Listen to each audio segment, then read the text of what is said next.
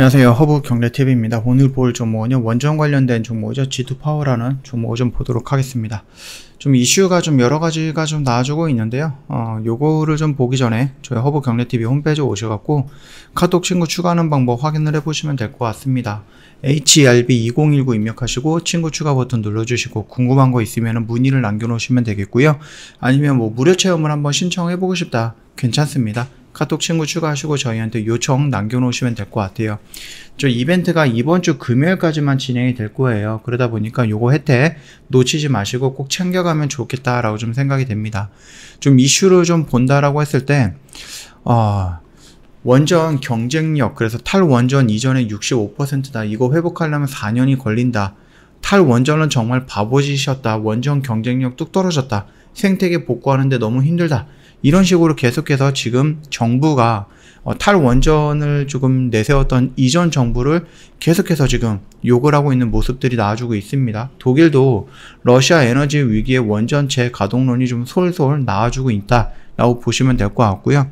그뿐만이 아니라 이 IEA라고 하죠. 여기서도 2025년, 2050년까지 탄소 중립이라든지 탄소 제로를 좀 진행을 하기 위해서는 원전이 지금보다 2배 이상은 좀 필요하다. 이런 얘기들이 좀 나와주고 있습니다. 그러다 보니까 원전은 분명히 조금 시장에서 중심이 되거나 움직일 수밖에 없다 라고 생각이 되고 있는데, 직접적으로 뭔가 연속성을 갖고 움직이는 그런 거대한 흐름이 나와주지는 않고 있어요.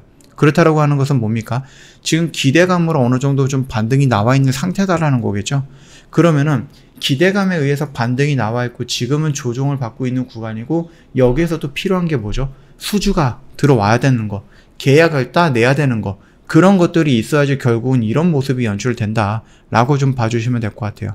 그러면 여기에서는 이제 윤석열 정부가 탄생을 하면 원전 관련해서 긍정적인 이슈가 나올 거야 라는 기대감이 올라왔고, 막상 기대감이 올라왔는데 그러면 이제 이번 정부가 뭘 할 거야?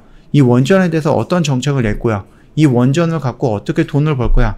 라는 부분에 대해서 지금 기다리는 구간이다 라고 생각을 하시면 될 것 같습니다.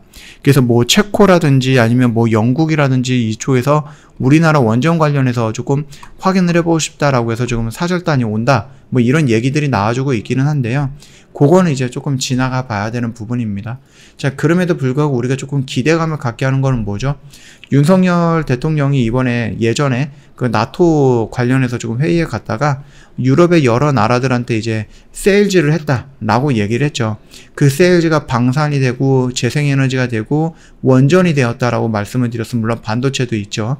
자, 그러나 중심이 되는 것은 요 두 개다라고 좀 말씀을 드렸고, 방산은 최근에 조금 폴란드 관련해서 이슈가 나와주고 있습니다. 그래서 그러면 원전도 조금 이슈가 나와주지 않을까? 그런 기대감을 갖게 되는 거다 라고 좀 말씀을 드리겠습니다. 그래서 그 기대감이 나오기 전까지는 조금 더 기다려 봐야 될 것 같고, 일단 이 원전을 놓고 본다라고 하면은 10m 쓰나미도 못 넘는 그 고리원전 현장을 가본다, 뭐 이런 얘기들이 나와주고 있거든요.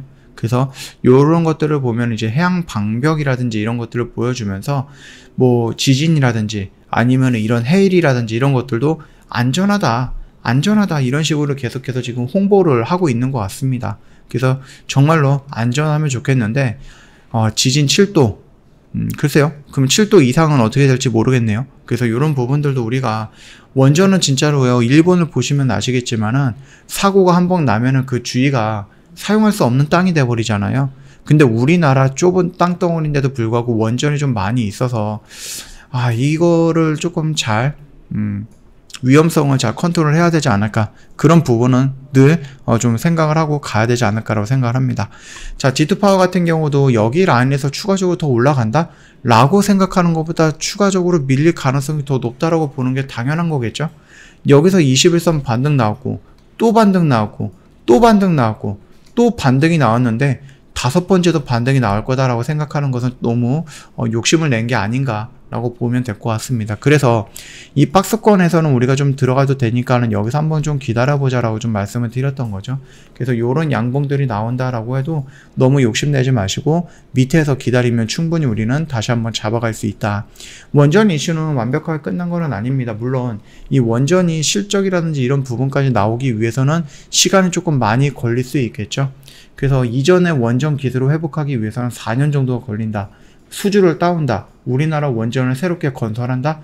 이것도 뭐 1, 2년 안에 뭔가 해결이 되는 부분은 아닙니다. 그렇기 때문에 실질적으로 이번 윤석열 정부에 대해서는 수주라든지 이런 부분에 대해서 돈을 번다라기보다는 좀 기대감을 갖게 하는 정도?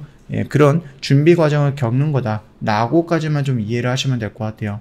그래서 좀 밀린다라고 했을 때는 우리가 이 박스권을 놓고 하단 구간이다. 그래서 하단 구간에서 접근을 한다라는 개념으로 좀 지켜보면 되겠고, 반등이 나왔을 때는 여기는 여전히 매도의 구간이 되겠죠. 물론 이 구간을 돌파하는 이런 양봉이 형성이 된다라고 했을 때 우리가 레벨업하는 구간이고, 이 박스권의 상단을 돌파했기 때문에 강한 돌파 라인, 그래서 눌리는 구간을 다시 한번 공략할 수는 있겠지만 일단은 그런 부분이 나와 있지는 않기 때문에 미리 고민할 필요는 없습니다. 결국은 우리는 이 박스권을 놓고 하단 라인 구간에서 여기 라인에서 한번 잡아 들어가 보자, 이렇게 좀 말씀을 드릴게요.